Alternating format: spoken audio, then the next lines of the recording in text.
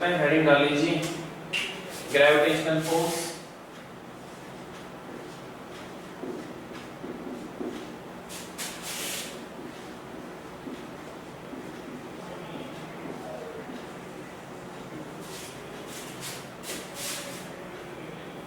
Good morning.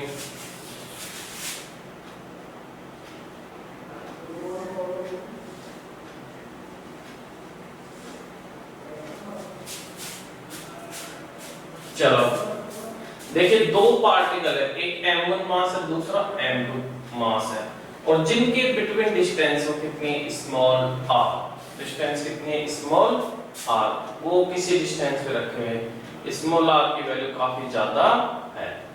ठीक है, क्या कहता है ग्रेविटेशन, ग्रेविटेशनल फोर्स में क्या होता है कि कोई भी दो मास पार्टिकल है ना यूनिवर्स के अंदर, इस यूनिवर्स के अंदर कोई भी दो मास पार्टिकल है, वो हर एक दूसरे मास पार्टिकल को अपनी तरफ क्या करते हैं, अट्रैक्ट करते हैं। क्या करते हैं, अट्रैक्ट करते हैं। ठीक है, तो अट्रैक्ट करते हैं, तो उस अट्रैक्शन फोर्स का मैग्नीट्यूड है वो क्या है, क्या फॉर्मूला उसका, किस पे डिपेंडेंसी है, ये बताता है ये। तो किसके कहता है कि दोनों मास पार्टिकल के बीच जो फोर्स है m1 और m2 के क्या है, डायरेक्टली प्रोपोर्शनल, और उनके बिटवीन जो डिस्टेंस है उसके स्क्वायर के inversely proportional. By equation first and equation second. चलो एक बार थ्योरी लिखो।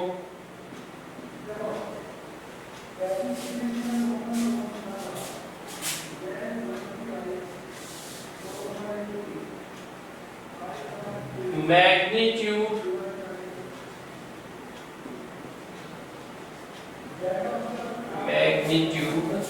of gravitational force,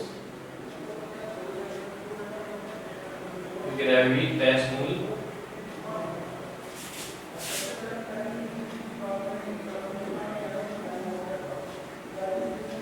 is directly proportional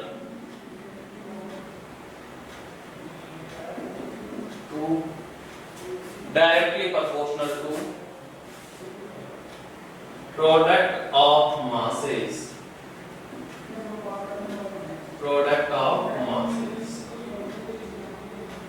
and inversely proportional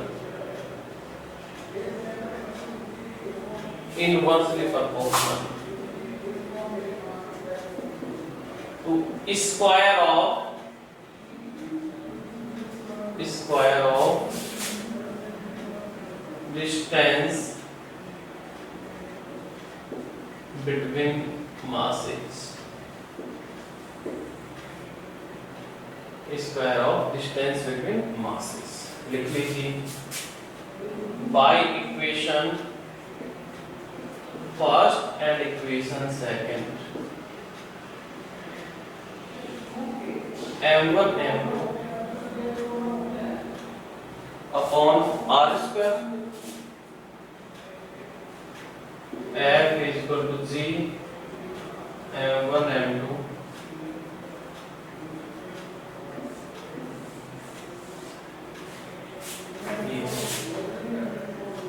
capital G को बोलते हैं ग्रेविटेशनल कांस्टेंट।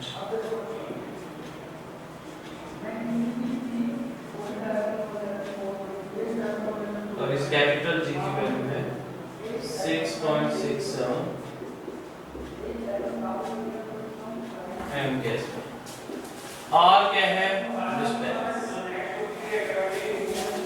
और m1 और m2 ये क्या है, मास पार्टिकल, मासेस, ऑब्जेक्ट या पार्टिकल। लिख लीजिए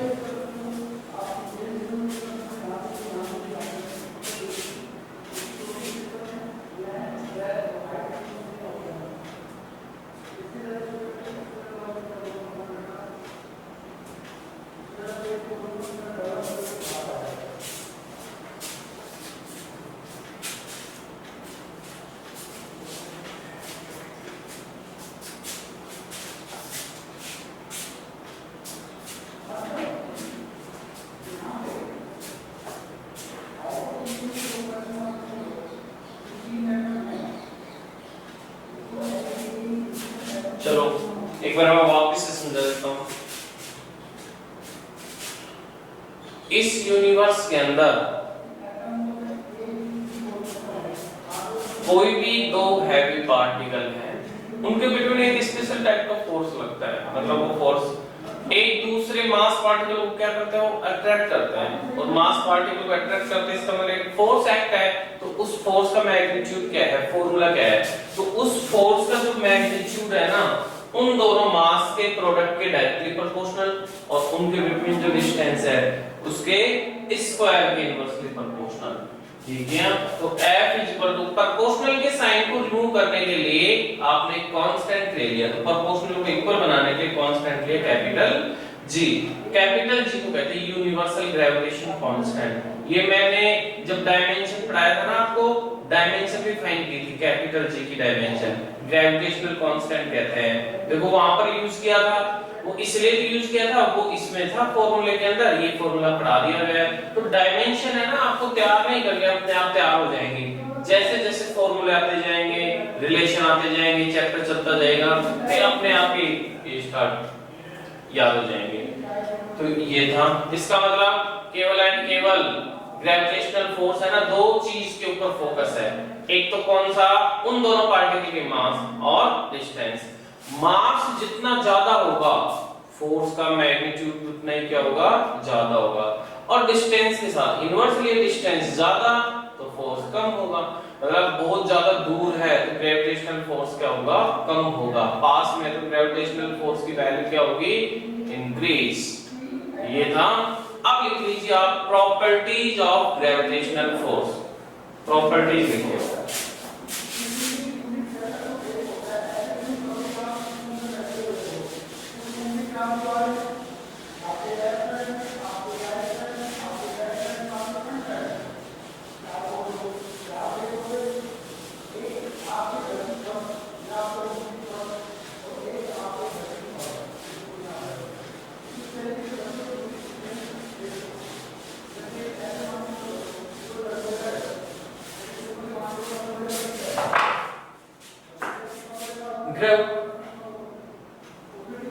एम कैस बेटा, जी की एम कैस देखो वैल्यू है ना किसी भी कांस्टेंट की, वो 3 यूनिट में होती है। एक होता है एम कैस, एक होता है सीजीएस, एक होता है एफपीएस। अब जैसे चैप्टर स्टार्ट हो गए तो उनके अंदर डिस्कस करेंगे। एम कैस के अंदर क्या होता है, मास को केजी के अंदर लेते हैं, लेंथ को मीटर के अंदर लेते हैं, टाइम को सेकंड में। जैसे डिस्टेंस है, भाई डिस्टेंस को आप सेंटीमीटर में भी ले सकते हो, मीटर में भी ले सकते हो। तो सेंटीमीटर तो कौन सी यूनिट है, सीजीएस यूनिट है, और मीटर कौन सी यूनिट है, एमकेएस यूनिट है। डिस्कस करेंगे, आएगा ये भी। अब चैप्टर आपकी स्टार्ट कर दिए तो जो भी बेसिक पॉइंट है सारे आ जाएंगे। तो प्रॉपर्टीज की बात करें, प्रॉपर्टी मींस ये होता है कि इसके अंदर कुछ खास चीजें क्या है, कुछ अलग पॉइंट्स क्या है इसके, मतलब किस बेसिस पर बात करता है ये है। तो पहली प्रॉपर्टीज की बात करें, कोई भी फोर्स होता है ना, देखिए ये सभी के अंदर ही आएगा, कॉमन आगे भी आएगा।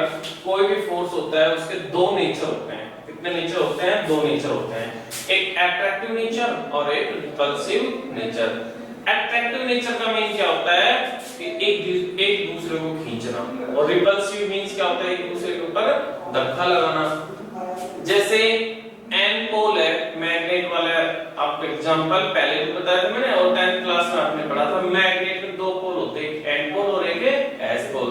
आपके पास दो मैग्नेट है, तो फर्स्ट मैग्नेट का एन पोल दूसरी मैग्नेट के एस पोल को क्या करता है, अट्रैक्ट करता है, और लाइट पोल एन पोल दूसरे एन पोल को क्या करता है, रिपेल करता है। रिपेल मींस क्या होता है, एक दूसरे से अवे होना, और अट्रैक्ट मींस एक दूसरे की तरफ होना। तो अब इस ग्रेविटेशनल जो फोर्स है इसका नेचर क्या है, अट्रैक्टिव है। तो बेटा इसी के कारण, तो ये जैसे मार्कर है, ठीक है, इस मार्कर को मैंने होल्ड कर रखा है, जैसे इसको फ्री करते हैं तो नीचे आता है, अब सरफेस की तरफ आता है। कोई भी ऑब्जेक्ट है, ये सेंटर आपका इंडिया की लोकेशन कहां पर है, लगभग यहां पे है इंडिया की लोकेशन, ठीक है। तो आप किसी भी ऑब्जेक्ट को ऐसे ऊपर की तरफ फेंकोगे ना, इस ऑब्जेक्ट को वापस कौन खींच लेगा? ये अर्थ वापस अपनी तरफ क्या कर लेता है? खींच लेता है। कोई कंट्री यहाँ पे पोल होते हैं, ठीक है, तो कोई कंट्री यहाँ किसी ऑब्जेक्ट को आप फेंकोगे ये वापस वहीं पे आ जाएगा। क्यों? ये ग्रेविटेशनल फोर्स है ना, सेंटर की तरफ लगता है, वापस इसको अंदर की तरफ अपनी तरफ क्या कर लेगा? अट्रैक्ट कर लेगा, खींच लेगा। मतलब अभी नहीं होता, किसी पार्टिकल को ऐसे फेंकोगे ये सेंटर की तरफ क्या कर लेते हैं। अब ये नहीं है स्पेस के अंदर जाकर के आप किसी ऑब्जेक्ट को फेंकते हो तो वो परमानेंटली आएगा ही नहीं वापस। ये तो क्या है, ये जो ग्रेविटेशनल फोर्स है ना अर्थ के अराउंड, ऐसे नहीं है कि इनफाइनाइट डिस्टेंस पर भी लग रहा है। इनफाइनाइट डिस्टेंस पे ग्रेविटेशनल फोर्स जीरो होता है, जिसको क्या कहते हो आप लोग? स्पेस। स्पेस के अंदर ग्रेविटेशनल फोर्स नहीं होता है, इसलिए किसी भी ऑब्जेक्ट को आप ऐसे होल्ड करने की जरूरत नहीं है। जैसे आपने ऐसे रख दिया तो हवा के अंदर अपने आप ही स्टेशनरी हो जाएगा। क्यों? ग्रेविटेशनल फोर्स है नहीं, उसको कोई अट्रैक्ट करेगा नहीं, वहीं पे स्टेशनरी हो जाएगा। हर ऑब्जेक्ट का स्पेस के अंदर वेट कितना हो जाएगा? जीरो वेट हो जाएगा। कितना हो जाएगा? जीरो, मतलब वेटलेस हो जाएगा हर ऑब्जेक्ट, ठीक है। वेटलेस जीरो मींस क्या हुआ? आप किसी भी ऑब्जेक्ट को ऐसे होल्ड कर सकते हो, चाहे कितना भी केजी का हो, कितना भी केजी का हो, वहां जाकर के स्पेस में जाकर के वेटलेस हो जाता है, क्योंकि वहां ग्रेविटेशनल फोर्स लगता नहीं है, और फोर्स नहीं लगता है तो कोई वेट नहीं होता। वेट का फॉर्मूला होता है mg, मास इनटू जी, पता है 9.8 आपको। तो हर ऑब्जेक्ट, हर मास पार्टिकल को ये अपनी तरफ क्या करता है? आप क्या करता है? अट्रैक्ट करता है। अब ये भी मैं डिस्कस कर देता हूं, ये अर्थ की बात कर रहा है, आपको रेफरेंस लेकर के आप पढ़ रहे हो। ग्रेविटेशनल फोर्स है ना, हर प्लेनेट पे डिफरेंट होता है, क्योंकि मास क्या होता है? अलग अलग। जैसे आपके ऊपर जो अर्थ के ऊपर ग्रेविटेशनल फोर्स लग रहा है वो डिफरेंट है। आप मून पे जाओगे तो आपके ऊपर अलग फोर्स लगेगा, वैल्यू अलग होगी, किसी पे ज्यादा होगा किसी पे कम। जैसे मार्स है, मार्स के ऊपर ग्रेविटेशनल फोर्स है ना अर्थ के कंपैरिजन में लगभग इक्वल है, थोड़ा बहुत डिफरेंस है। मून पे आपके ऊपर ग्रेविटेशनल फोर्स बिल्कुल कम लगेगा, क्योंकि मून का जो मास है ना वो कम है, इस वजह से ग्रेविटेशनल फोर्स क्या है? कम लगेगा आपके वहां पे मून पे। मार्स की कंडीशन मैंने पहले भी बताया था, अर्थ की जैसे मिलती जुलती कंडीशन है। तो प्रॉपर्टीज, ये फिक्स प्रॉपर्टी हो गई कि ग्रेविटेशनल फोर्स है इसका जो नेचर है रिपल्सिव कभी नहीं होगा, ओनली फॉर ओनली ये क्या करेगा? अट्रैक्ट ही करेगा। क्या करेगा? ग्रेविटेशनल फोर्स अट्रैक्ट ही करता है, कभी भी रिपेल नहीं करता है। तो फर्स्ट प्रॉपर्टी लिख लीजिए आप,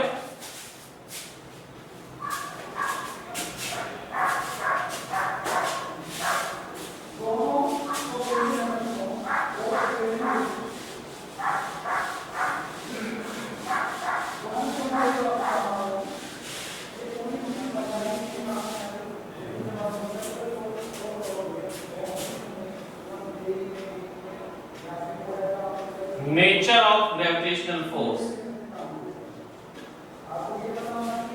Nature of gravitational force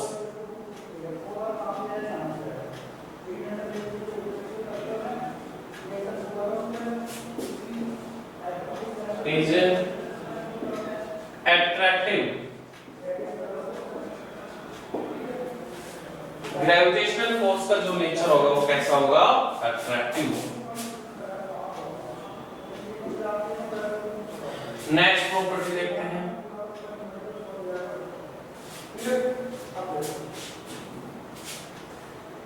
next property medium. लेकिन मीडियम क्या होता है? आप कोई भी दो ऑब्जेक्ट हो, आप ऑब्जेक्ट हो, ठीक है, एक स्टूडेंट और बैठा है आपके पास, वो भी ऑब्जेक्ट ही है। आप जब एयर में हो, एयर में बैठे हो, यहाँ पे एटमॉस्फेयर में बैठे हो, इसका मतलब आपके सराउंडिंग एयर है, मीडियम क्या है? एयर है। जब आप पानी के अंदर रहोगे तो आपका मीडियम क्या बन जाएगा? वाटर बन जाएगा। आप फ्री स्पेस में चले जाओगे तो आपका मीडियम क्या हो जाएगा? फ्री स्पेस हो जाएगा। आप वैक्यूम में रहते हो तो आपका मीडियम क्या हो जाएगा? वैक्यूम। मीडियम मींस क्या होता है? जिस कंडीशन के साथ कोई ऑब्जेक्ट होल्ड है, वहां पे रह रहा है, उसको क्या कहते हैं? मीडियम। तो कुछ फोर्स नेचर के अंदर, कुछ फोर्स ऐसे होते हैं वो मीडियम पे डिपेंड होते हैं, मतलब मीडियम चेंज करते ही क्या हो जाता है, उनकी वैल्यू क्या हो जाती है, चेंज हो जाती है।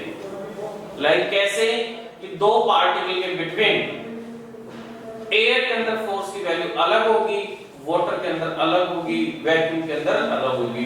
बट मैं बता दूं ग्रेविटेशनल फोर्स है ना, इसकी वैल्यू है ना मीडियम पे डिपेंड है नहीं करती, मीडियम से इंडिपेंडेंट है।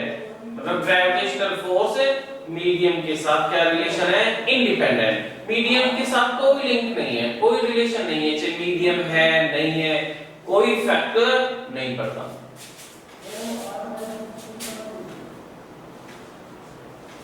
ग्रेविटेशनल फोर्स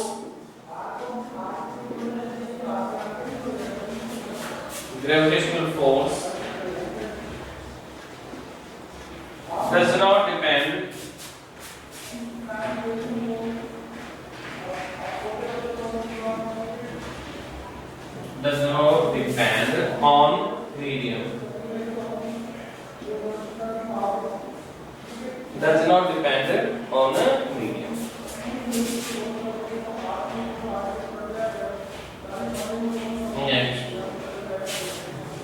नेक्स्ट देखते हैं रेंज। ग्रेविटेशनल फोर्स की रेंज है ना काफी ज्यादा होती है। कैसे, इस सन और अर्थ के बिटवीन लग रहा है, देखो सन और अर्थ के बिटवीन कितनी सारी डिस्टेंस है, ठीक है। मून और अर्थ के बिटवीन भी ग्रेविटेशनल फोर्स लग रहा है। मून और अर्थ के बिटवीन डिस्टेंस कितनी है, 3,84,000 किलोमीटर। इतने डिस्टेंस पर भी फोर्स एप्लीकेबल है। और सन तो काफी डिस्टेंस पर है, 16 करोड़ के आसपास डिस्टेंस है अर्थ के साथ, तो भी ग्रेविटेशनल फोर्स एप्लीकेबल है। मतलब इसका मतलब क्या हो गया, इस फोर्स की रेंज है ना बहुत हाई होती है, मतलब बहुत ज्यादा। 16 किलोमीटर मतलब 16 किलोमीटर नहीं, 16 करोड़ किलोमीटर, बहुत ज्यादा डिस्टेंस। इसका मतलब इसकी रेंज क्या है, high.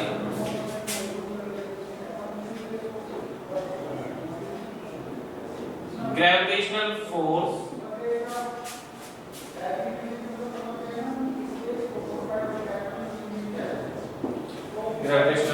is a high range force. High range force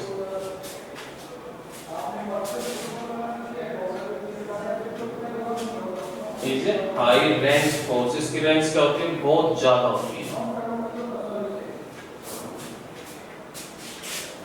next property medium हुई है। अब देखते हैं नेक्स्ट कि जो ग्रेविटेशनल फोर्स है ना, ग्रेविटेशनल फोर्स अब 5th चैप्टर में पढ़ाएंगे। दो टाइप के फोर्स होते हैं, एक कंजर्वेटिव फोर्स होता है और एक नॉन कंजर्वेटिव फोर्स होता है। कौन सा, नॉन कंजर्वेटिव फोर्स, ठीक है। कंजर्वेटिव की क्या कंडीशन होती है, ये वाली कंडीशन होती है, जो भी डिस्टेंस को फॉलो करता है ना स्क्वायर को यूनिवर्सली प्रोपोर्शनल, वो कौन से कैटेगरी में आता है, कंजर्वेटिव फोर्स में आता है। कि सब कंजर्वेटिव होते क्या है, बिल्कुल कंजर्वेटिव नॉन कंजर्वेटिव की बात करेंगे लेकिन 5th चैप्टर में आएगा। तो ग्रेविटेशनल फोर्स का नेचर कौन सा है, conservative. Gravitational force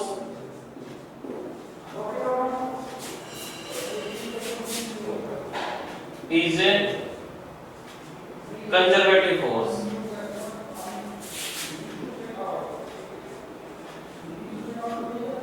gravitational force का नेचर क्या है, कंजर्वेटिव नेचर है इसका। नोट कर लीजिए।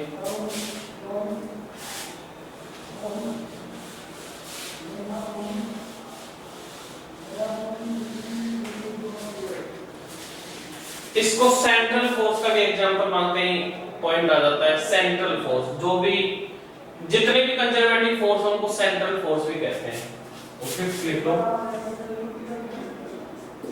It is a central force.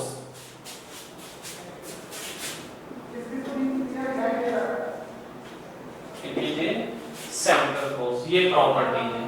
Nature attractive, medium पे इंडिपेंडेंट, रेंज हाई है, कंजर्वेटिव नेचर का है और सेंट्रल फोर्स है, ये प्रॉपर्टीज है। Okay,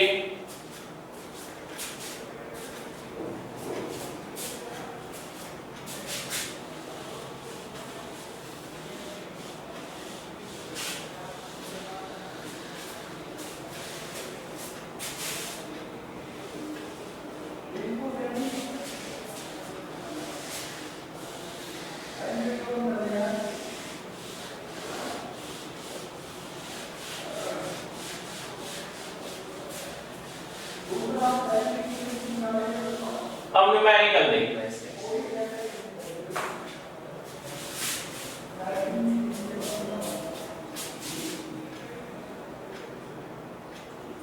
force between gravitational force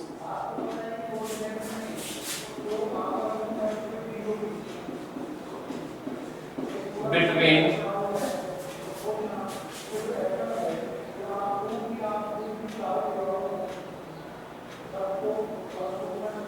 Earth and Moon is F. Is F. If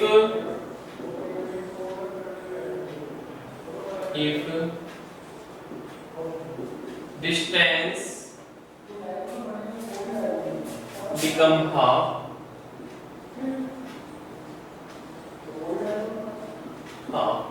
then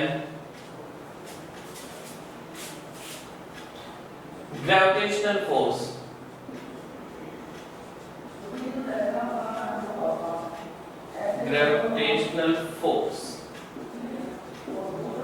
is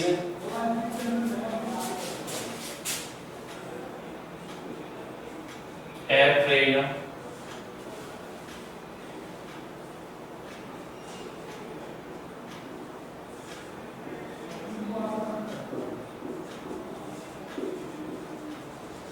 बताइए जल्दी आंसर बताइए।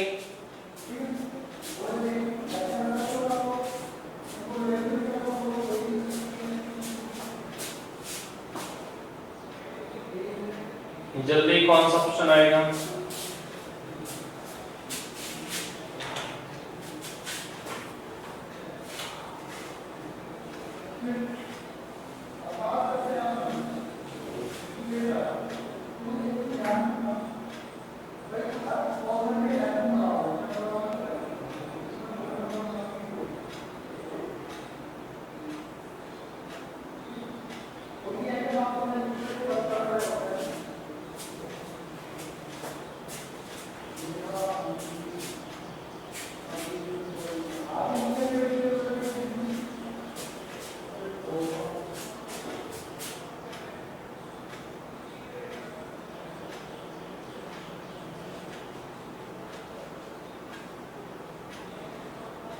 कौन सा ऑप्शन आएगा?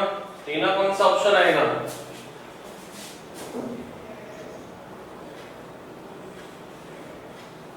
रिप्लाई करो।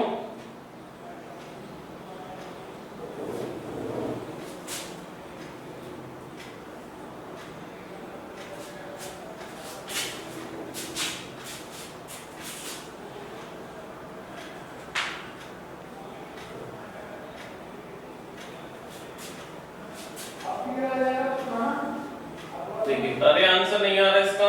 देखिए कैसे करेंगे। ये कह रहा है कि दो पार्टिकल है, एक तो अर्थ है, अर्थ का मास मान लिया m1 और डिस्टेंस मान लेता हूं r, मून का मास कंसीडर कर लेता हूं m2। तो F इक्वल टू कितना जाएगा? g m1 m2 upon r square. g m1 m2 upon r square. नया फोर्स g m1 डिस्टेंस कितनी हो गई? हाफ। तो क्या हो जाएगा? r/2 का स्क्वायर, r/2 का square. g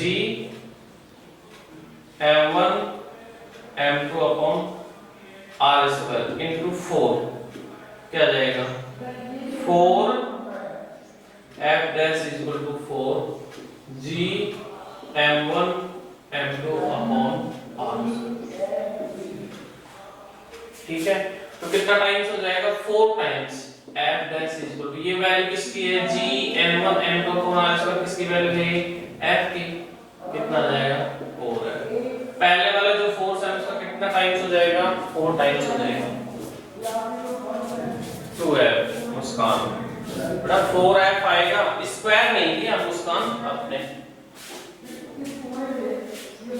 next question.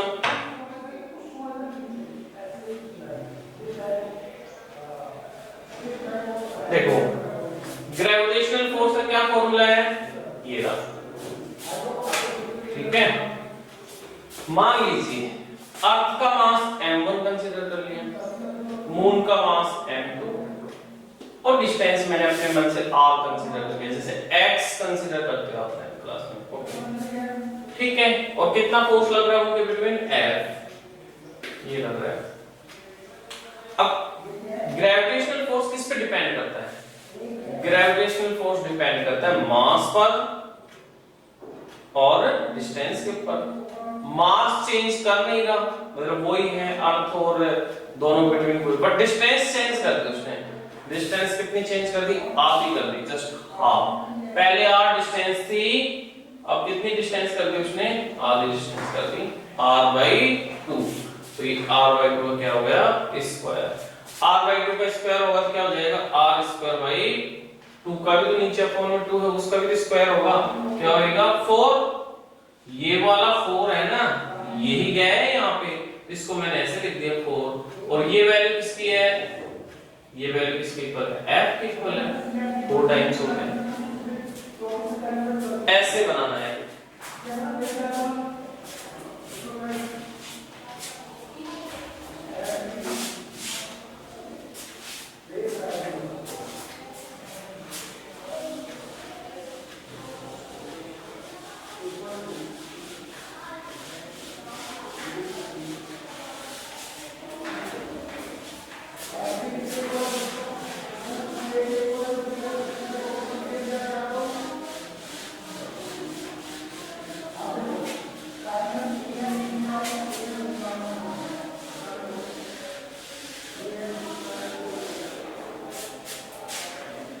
Next देखते हैं, नेक्स्ट क्वेश्चन देखते हैं।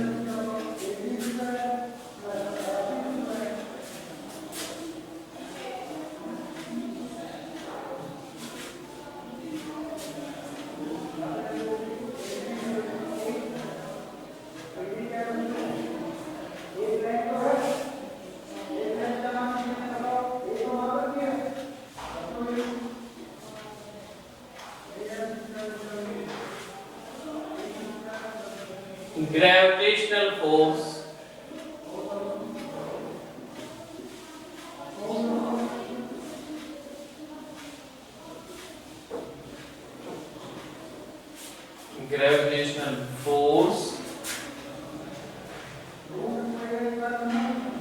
between two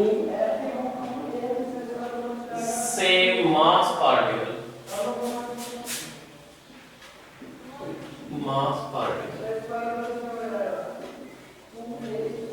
is F.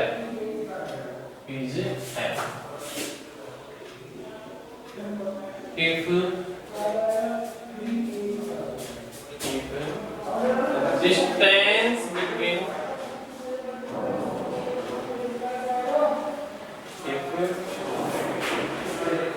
distance between masses become double but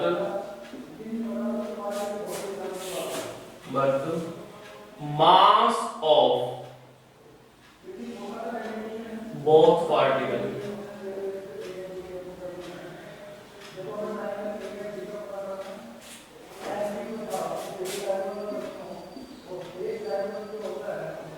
become half, then new force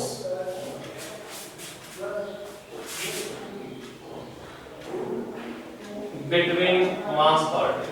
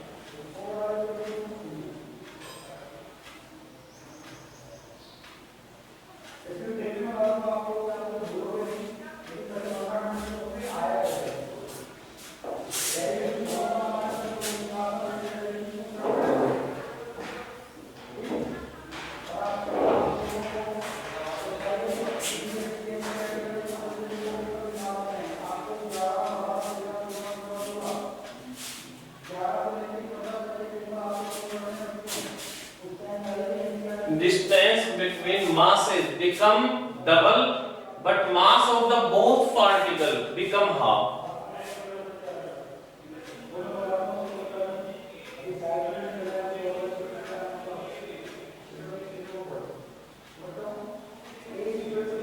become double है बेटा, ये डबल है और ये हाफ है।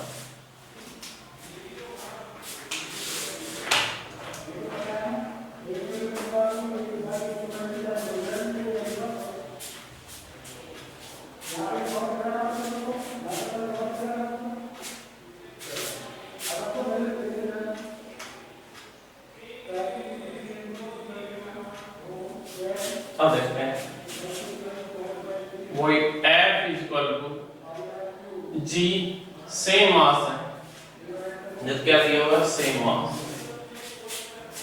इसका मतलब क्या है M1 इक्वल टू भी M है और M2 का मतलब भी कितना है M। G M M upon distance R मान लिया G M square upon R square.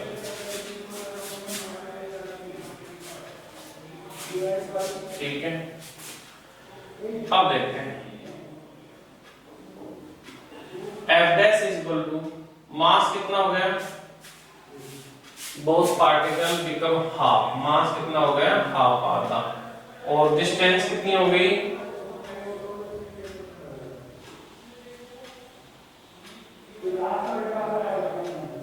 Double और मास बिकम हाफ, ये दे रखा है।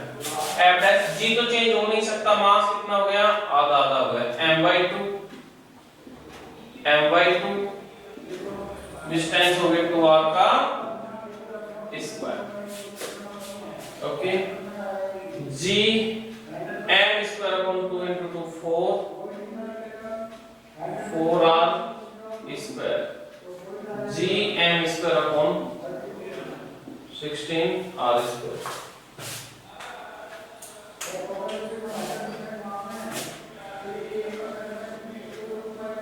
GM square upon R square किसकी वैल्यू है, GM square upon R square FT, F upon कितना जाएगा 16।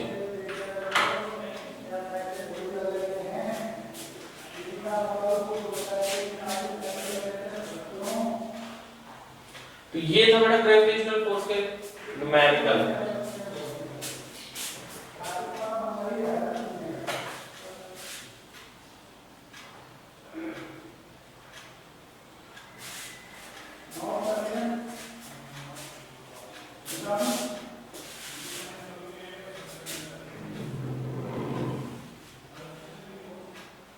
नोट कर लीजिए।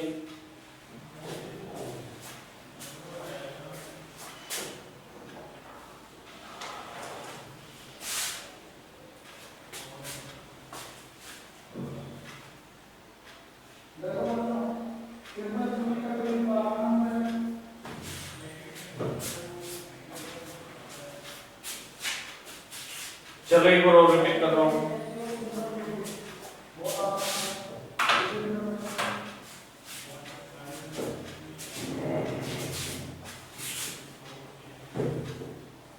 m dash is equal to m, m2 is equal to m।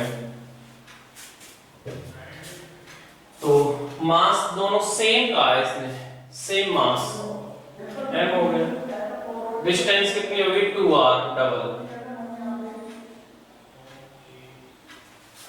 GM upon R square, GM square upon R square.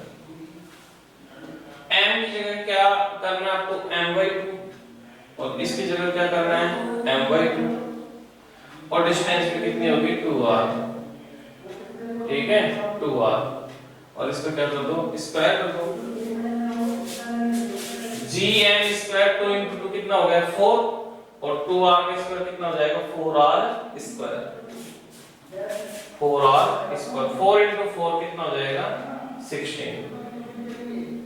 ठीक है, GM square upon R square upon में क्या है 16, क्या आ जाएगा F अपॉन 16।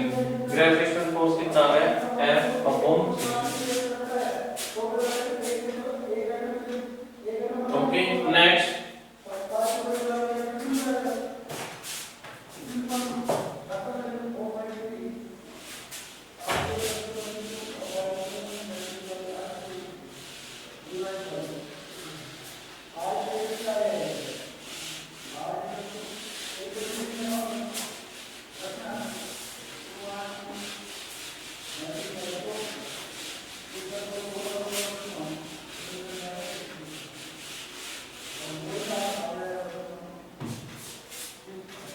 नेक्स्ट देखते हैं।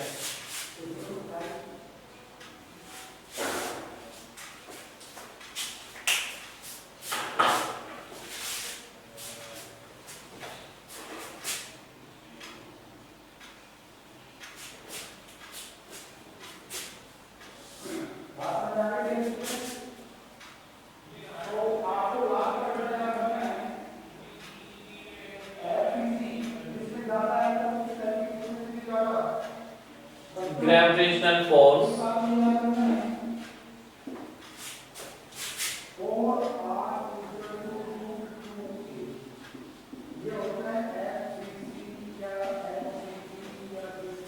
gravitational force between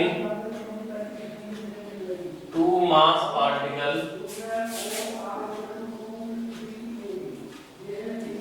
is F. Is F. If distance become double, then find gravitational force.